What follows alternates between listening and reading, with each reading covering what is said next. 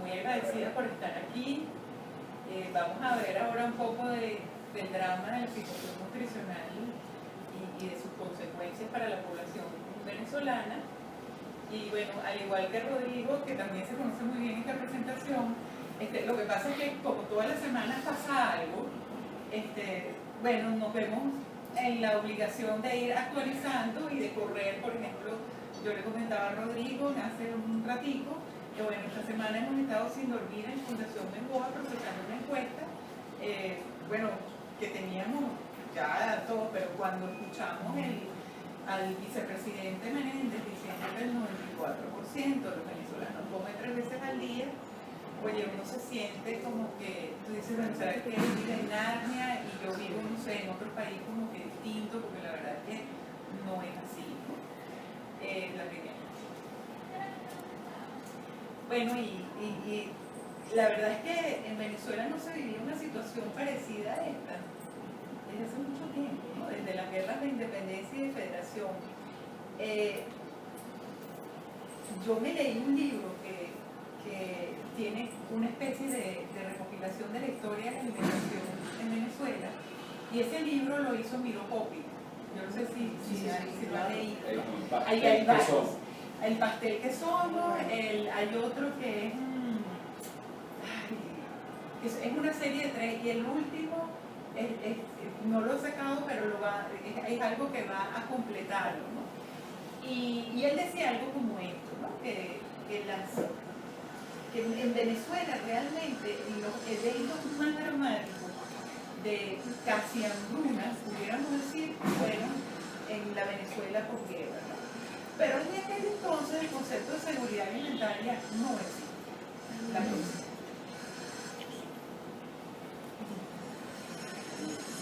Yo me voy a referir, Rodrigo se refirió al concepto de seguridad alimentaria que aparece en nuestra Constitución, pero yo me voy a referir un poquito más al concepto de seguridad alimentaria de la FAO, que se introduce en 1997. Porque aquí hay algo bien interesante y que nos ayuda a explicar un poquito esta crisis de instalación lenta y progresiva que ha existido en Venezuela desde hace varios años y que permeó casi que sin que uno se diera cuenta, y que de alguna manera a muchas agencias internacionales les ha permitido, como decir, bueno, por una parte les ha permitido hacerse como que los locos, ¿ok? Y otra parte ha sido que no, claro, no lo veían. A mí muchas agencias internacionales se me acercaron para preguntarme, bueno, ¿y dónde están los niñitos así tipo África subsahariana, ¿no? Y yo me preguntaba, bueno, si aquí tenemos hambre oculta, con todo lo que eso implica, que el hambre oculta es el déficit de nutrientes, ¿verdad? En una persona que no parece tener ningún déficit. Usted puede tener una persona gordita y que tiene unas características que no parece, pero usted le hace un examen de sangre y entonces tiene el hierro bajo, el zinc bajo, tiene una cosa, y eso es gravísimo, particularmente en los niños. Como usted ve, nosotros lo estamos viendo.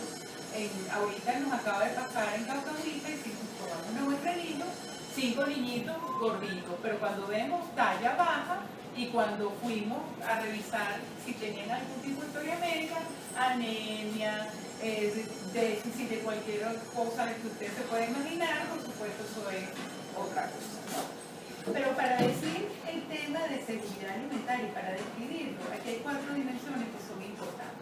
Primero, el acceso a los alimentos y la disponibilidad que ya ustedes vieron con Rodrigo, es decir, que haya el alimento cuando yo vaya al automercado, que exista y que yo tenga la plata para comprarlo.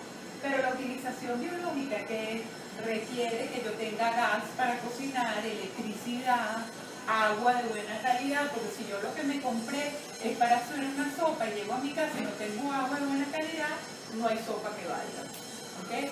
O lo que sí pasó con las caraotas desde hace algún tiempo, que es que nosotros veíamos un descenso en el consumo de la caraota, y cuando nos pusimos a investigar un poquito más era porque no había gas suficiente para cocinar caraotas y la gente quiere ahorrar gas, porque también para conseguir una bombona era un cambio, ¿ok? Y por último, yo necesito la estabilidad de las anteriores para que yo diga, bueno, a mí no me sirve tener leche esta semana si tengo 4 niños, ¿verdad? Y la semana que viene no tengo leche. Entonces, si yo no tengo leche ahorita, no tengo leche la semana que viene, pero dentro de 3 semanas es que me dieron la bolsa del CLAP y me dieron una bolsa de leche, tampoco me sirve. Porque no estoy llenando ni mis requerimientos, ni tengo los suficientes nutrientes, ni es de calidad, ni es una dieta de calidad la próxima. Entonces esta crisis de 2016 no apareció de un día para otro. Aquí había indicios y muy importantes y no se tomaron las acciones necesarias. Vamos a la siguiente. La misma esta nos decía que para el 2013-2014 ya había un descenso en la disponibilidad calórica, ¿verdad? Que no llegaba sino al 80% de adecuación de esas calorías. Entonces, si yo tengo disponible menos de lo que necesito, ahí entra un problema. Era el comienzo eso de que uno iba para un automercado, no conseguiste aquí, fuiste a dos más y pum, aquí la pegaste y la conseguiste, pero en ese círculo vicioso, en vez de tomarse las medidas que se han tenido que tomar, bueno, seguimos en esto y bueno, el resto es historia. La próxima, que creo que dale la próxima, porque ya Rodrigo les habló suficiente de eso. Bueno, y aquí voy a referirme a la calidad. Venezuela viene en un proceso de deterioro de sus patrones de compra. Y lo que pasa es que aquí hay que reconocer que los venezolanos, por ejemplo, nunca hemos sido de hojas verdes. ¿Okay? No están metidos dentro de nuestra tradición y cultura culinaria. ¿Okay? En estos días escuchaba a un chef sueco decir que para que una tradición culinaria se mantenga a través del tiempo, había que ser suficientemente flexible y permitir que esa receta se adapte al tiempo histórico. Y yo creo que algo de eso está sucediendo en Venezuela en este momento. Nosotros vamos a tener que escribir nuevos recetarios después de que terminemos este periodo. Porque aquí hay ahora arepas de yuca, hay arepas de zanahoria, hay arepas de auyama, estamos cocinando humo, ¿verdad? Estamos haciendo carne mechada con la concha del plátano, que además es muy rica. El otro día me propuse, la probé y la preparé yo y me gustó. O sea, ojo, no estoy hablando de la sustitución proteica porque no podemos comparar lo que la composición de alimentos, de nutrientes de esto con la carne mechada, pero entiendo que es una alternativa y que hay que mitigar el hambre de alguna manera, ¿no? Y hay que promover la ingesta de proteínas. Entonces, partiendo de esa evolución histórica en la que estamos metidos y donde hay una ventana de oportunidad para introducir hojas verdes, porque a mí no me gusta ver el vaso medio vacío, sino medio lleno. Vamos a ver desde la oportunidad que tenemos para mejorar la ingesta de fibra y de vegetales verdes que tanta falta nos hace como cultura culinaria venezolana, ¿no? Pero sí, definitivamente desde el 2012, 13 y 14 nosotros veíamos una tendencia hacia la unificación de los patrones de consumo. ¿Cuáles eran los alimentos que estaban consumiendo los venezolanos? Bueno, ahí lo vemos. En un estudio que nosotros realizamos en usuarios de Mercal en el 2012-2013, bueno, ahí ustedes pueden ver arroz, pollo, azúcar, leche, aceite, harina de maíz precocida, pasta, carne de res, enlatado y leguminosa. Y la razón por la cual el pollo aparece allí y la leche aparece en esos lugares no es otra, sino que en ese momento Mercal tenía disponibilidad para vender esos productos. Cuando vemos la ENCA del 2012, bueno, también vemos, ellos también incorporan en su lista los alimentos que se vendían en Mercal, ¿ok? Pero cuando ya nos vamos a COVID 2014, que fue nuestro primer COVID, aquí ya vemos el cambio hacia los primeros 5 alimentos en general. Harina de maíz precocida, arroz, panes y pastas, grasa, pollo, la carne, que ojo, debemos decir que la mayoría de esta carne es mortadela, ¿verdad? Y las hortalizas que se refieren aquí, la mayoría son las utilizadas como alimento. Entonces vemos la tendencia al patrón unificado de consumo de alimentos y un deterioro, por ejemplo, brutal en el consumo de fibra, por ejemplo. ¿Okay? La próxima. En el 2015, cuando analizamos a través de la encuesta en COVID los patrones de consumo de alimentos y tratamos de agrupar las variables socioeconómicas con los alimentos que la gente tenía, que constituían la primera intención de compra de los encuestados, nos pasó una cosa muy dramática. Ya no tuvimos la clasificación por estratificación socioeconómica bajo, medio y alto que habíamos obtenido en el COVID 2014, sino que solamente se agrupaban en torno a no pobres y pobres. Y dentro de los pobres, la agrupación de los alimentos con diversas variables socioeconómicas nos daba un grupo en pobreza extrema, un grupo en pobreza no extrema, pero un grupo de 34,4% en pobreza reciente, que fue el grupo más importante y que nos llamó más la atención aquí, porque era definitivamente la gente que tenía sus necesidades básicas más o menos cubiertas, pero a quien el sueldo se le ha deteriorado tanto que no puede comprar la canasta básica de alimentos. Entonces, cuando vemos una vez más aquí, hay una tendencia hacia el patrón de consumo uniforme, como decía el doctor Bengoa, en otro tiempo y hace mucho tiempo que Venezuela iba hacia la unificación del patrón y por otras razones, hoy en día en 2016 estamos casi que llegando a la uniformidad del patrón de consumo de alimentos, lo cual nos preocupa muchísimo porque nos estamos convirtiendo en un caldo de cultivo para enfermedades crónicas a futuro.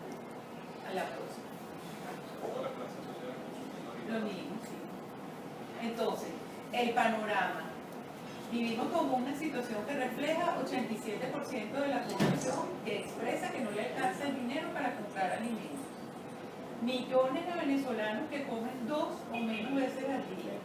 En COVID 2015 nos daba 12,1% de venezolanos que no hacían las 3 comidas al día, pero la encuesta esta que les comento, por la cual estuvimos sin dormir los últimos días, que es una encuesta mucho más detallada y es otro tipo de encuesta, una encuesta de consumo de alimentos, donde se interrogaron con 2 recordatorios 24 horas el consumo de alimentos, se comparó, se sacaron los nutrientes, calorías, proteína, vitamina A, vitamina D, calcio, ingesta de hierro, y cuando lo vimos en ese detalle, nos dio más de 6 millones de personas que no estaban consumiendo las 3 comidas al día para el 2015. ¿Cómo?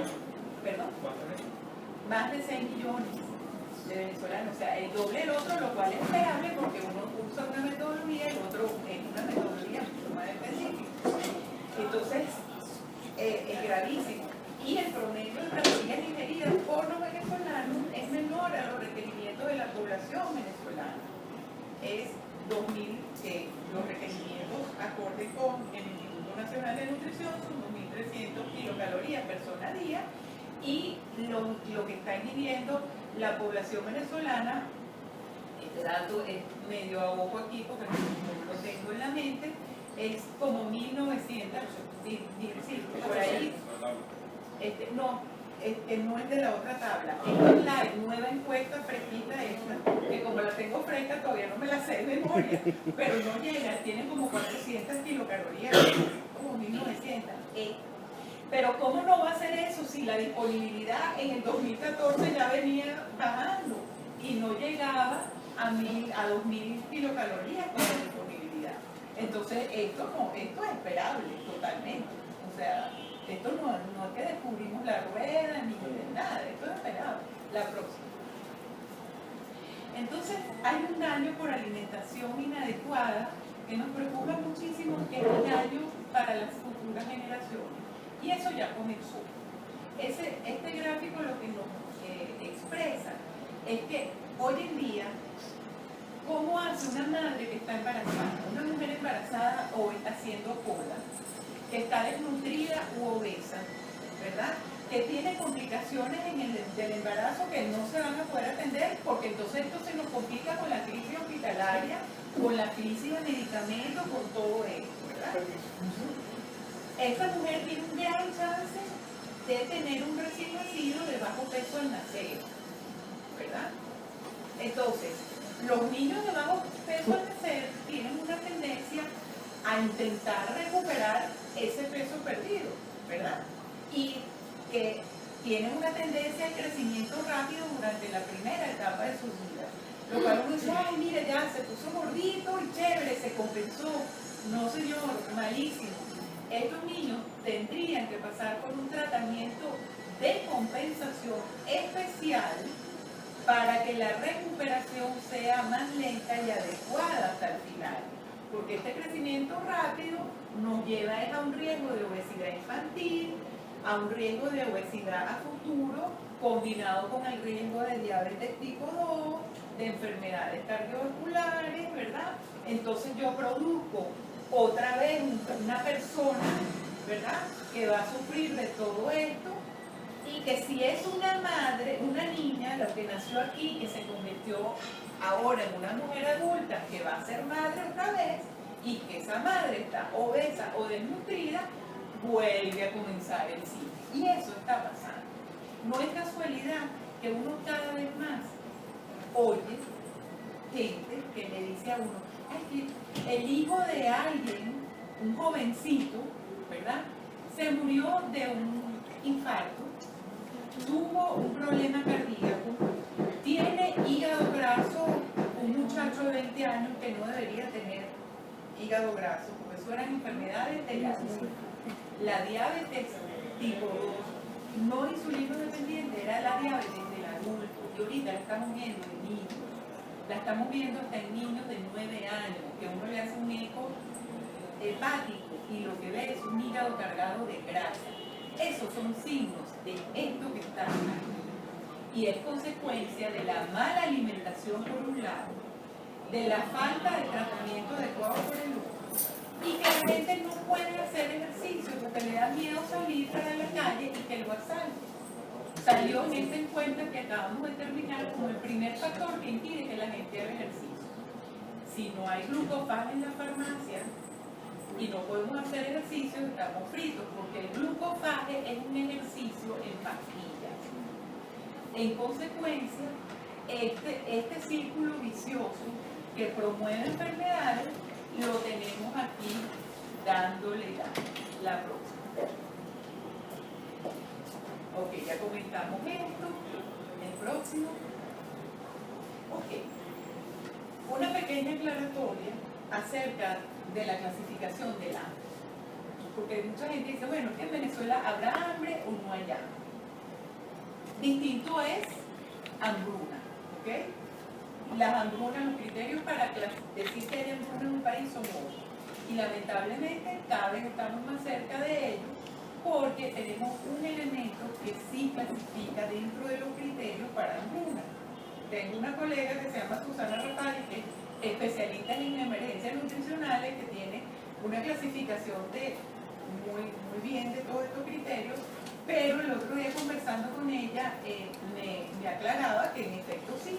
Y ese criterio que sí tenemos en pro de llegar a una hambruna es que hay violencia para adquirir alimentos. Esos saqueos y los reportes del Observatorio Venezolano de Conflictividad Social, que nos hablan que en junio solamente hubo más de 170 saqueos e intentos de saqueo por alimentos. Eso es violencia. Eso, la gente muerta en una cola por alimentos, eso es un criterio. Entonces ahí tenemos que estar muy atentos. Pero el hambre, cuando uno dice, bueno, ¿en Venezuela hay hambre o no hay hambre? Primero vamos a definir qué es hambre, porque si no sabemos qué es hambre, no lo podemos decir. El hambre como sensación fisiológica, molestia física, luego de varias horas sin comer. Entonces, ¿cómo vamos a decir que no hay hambre en Venezuela sí hay gente que no está comiendo 3 veces al día. Esa gente, no solamente 2 veces al día, en algún momento tuvo hambre, ¿sí? Una cosa es que tú te adaptes al hambre, pero existe hambre, porque no comiste y a ti te dio el prensoncito este que te recuerda que son las 12 del mediodía, las 6 de la tarde o las 7 de la mañana después que uno se despierta, ¿sí? Y todo yo creo que aquí uno sabe, aquí, el recordatorio.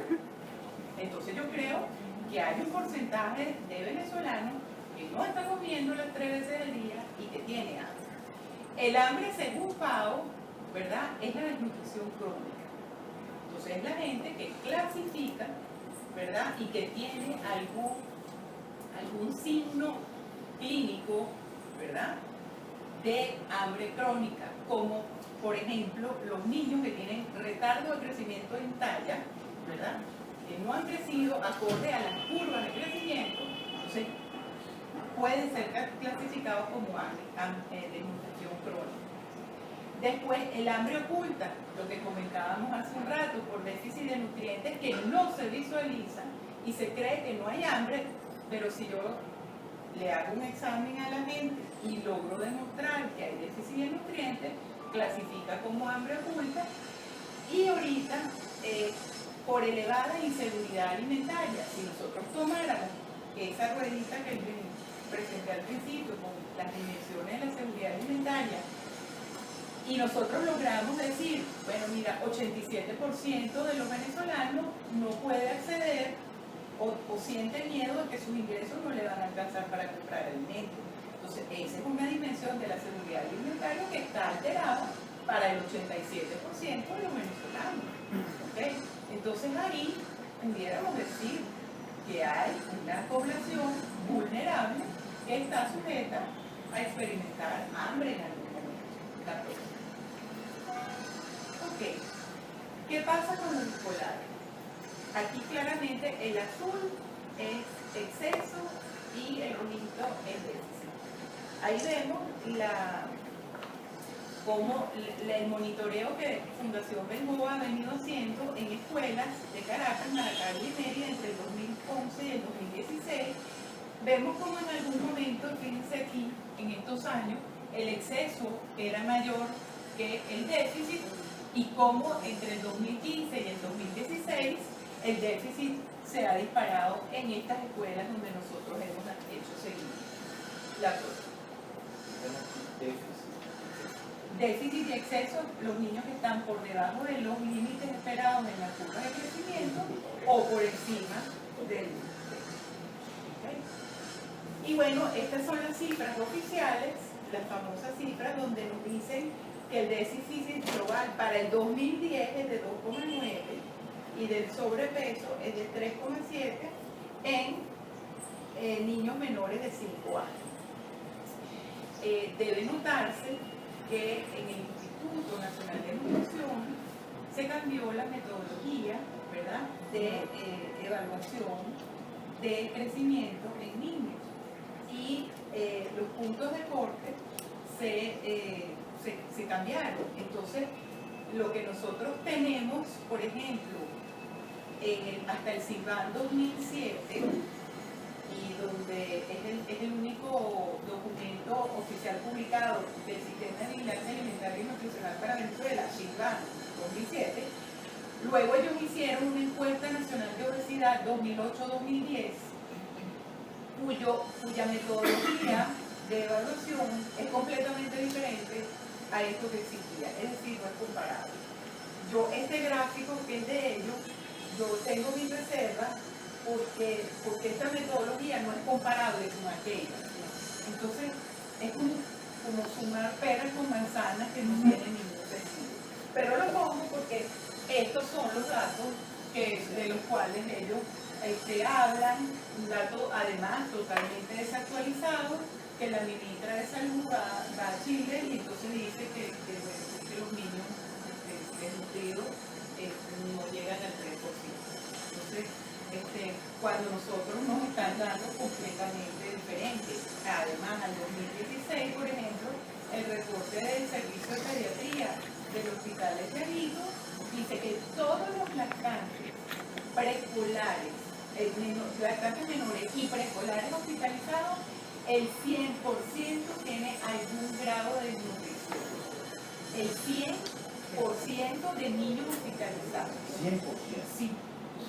Y eso es un reporte de la semana del 24, del fin de semana largo, del 24 de junio pasado.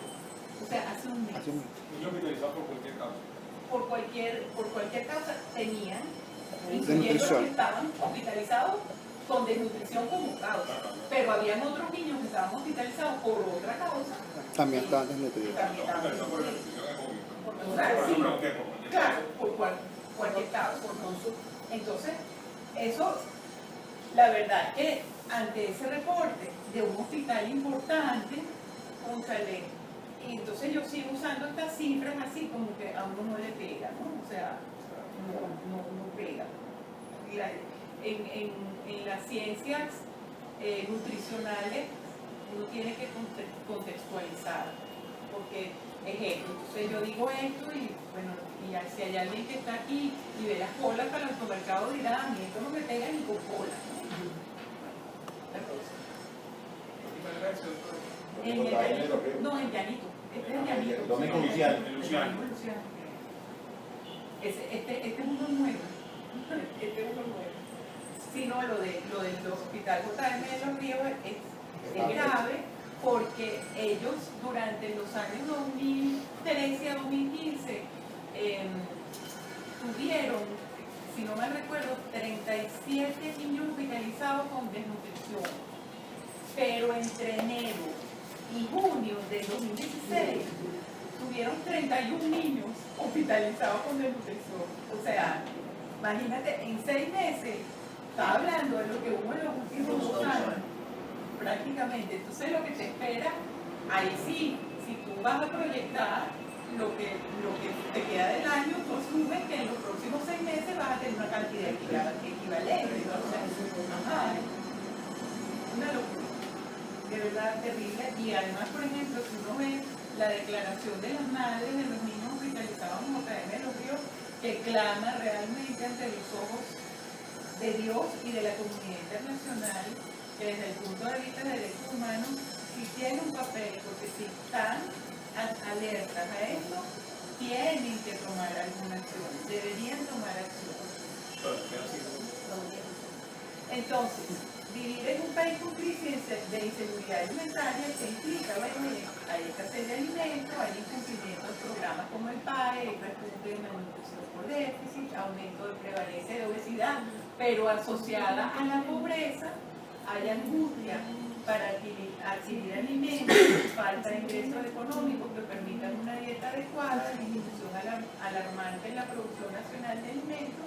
Y entonces, bueno, ¿hay o no hay inseguridad alimentaria de la población? Es evidente que tenemos una crisis de inseguridad alimentaria. Claro. Bueno, ¿y cómo haríamos en esta parte, ¿no? Pues, ¿qué podemos hacer? Podemos responder de manera urgente a la crisis alimentaria para mitigar los daños de la emergencia nutricional, especialmente en población materno-infantil, alimentación escolar, población en situación de dependencia alimentaria. Y bueno, habría como que pensar en qué es lo que vamos a hacer, ¿no? Un decreto, qué se puede hacer sabiendo dónde estamos metidos, que prácticamente a todos nos van a decir que no.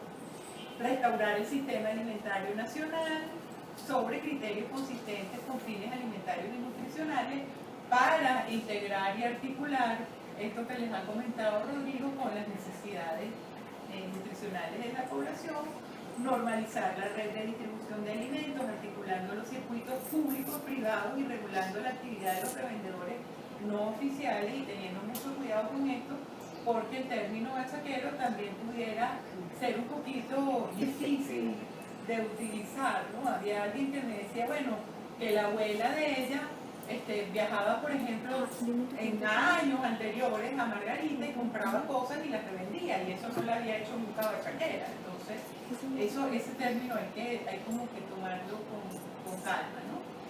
Reformular los sistemas de protección social, reconvirtiendo las actuales misiones sociales a una política basada en inversión social y subsidio directo focalizado en población vulnerable, reanudar los programas de fortificación de alimentos, actualizar la información económica, agrícola, alimentaria, nutricional y garantizar su transparencia y articulación con servicios de atención primaria en salud y sistema educativo. Por supuesto, tenemos un componente epidemiológico que es cuantificar el daño nutricional en intensidad, extensión y ubicación de zonas prioritarias, el componente alimentario que es resolver el déficit de consumo y mitigar el daño nutricional en zonas más vulnerables, como esto que les comentaba del gráfico, para intervenir los primeros 1000 días, las embarazadas, los escolares y la población en situación de dependencia, y el componente educativo que tiene que acompañar es información, educación y comunicación para promover adecuada alimentación, incluyendo la promoción de la lactancia materna. No hemos visto el primer programa en este momento tan crucial de promoción de lactancia materna, lo cual sería crucial, importantísimo. Esto puede salvar a un niño. ¿Okay? Para la mitigación del daño nutricional, pues garantizar el acceso a esquemas de alimentación complementaria de emergencia, adaptados a quien los necesite, hacer efectiva una reserva de contingencia, ¿verdad?, que garantice la dotación de los esquemas de alimentación de emergencia y un plan de abastecimiento de emergencia de alimentos básicos de la población general. Es decir, uno planifica la canasta básica de alimentos, por ejemplo, del manual de la Organización Mundial de la Salud, son 5 alimentos. ¿Okay? Y esos 5 alimentos deberían estar presentes en una situación como esta en Venezuela. Atención del daño nutricional, garantizar el acceso a esquemas de alimentación terapéutica para rehabilitar a quien lo requiere. Estos niños con desnutrición severa tienen que ser rehabilitados, y un fortalecimiento institucional, actualizar los manejos y el protocolo, porque por ejemplo hay residentes que nunca habían visto esto, y entonces ellos no sabían, ellos pensaban que los niños tenían una insuficiencia cardíaca, todo, no, y tuvo que decirles, bueno, la gente que sí sabía, los grandes maestros y profesores, no, estás viendo un kwashiorkor porque es un déficit severo de proteína. Y la transición a los programas de mediano a largo plazo como protección social, agricultura con sentido nutricional, prevención intergeneracional de los daños y educación e intervención de las familias. Por supuesto que esto nos lleva a establecer estos 3 niveles en paralelos de atención, atender la emergencia, toda vez que paralelamente se comienza la reactivación del aparato productivo a través de alimentos de ciclo corto, y una prevención de enfermedades y real acoplamiento de la producción con las necesidades de la población. Esto realmente nos lleva a pensar que tenemos que articularnos muy bien desde el punto de vista alimentario y nutricional, y desde el día cero comenzar a planificar en estos 3 niveles de acción para que realmente podamos romper el círculo vicioso en el que estamos metidos, porque llegó el momento en que no solamente vas a poder atender la emergencia como tal, sino que desde el día cero tienes que empezar a pensar en el largo plazo, porque es la manera de romper ese círculo. Por ejemplo, el círculo vicioso que vimos intergeneracional tiene un componente actual, pero tiene un componente de largo plazo, y en el camino ya lo hemos visto en otros momentos históricos. Hay muchos suplementos de tabletica de hierro que se ha perdido porque la gente no se lo tomó, porque no sabe, porque en el momento de darlo no es dar por el placer de dar, ni por regalar por el placer de regalar, sino que es que hay que educar. Y la educación, no nos imaginemos en un curso de educación nutricional complejo. Es una información clara, precisa y concisa, puntual, para que las cosas empiecen a funcionar. Bueno, muchas gracias y espero que haber aclarado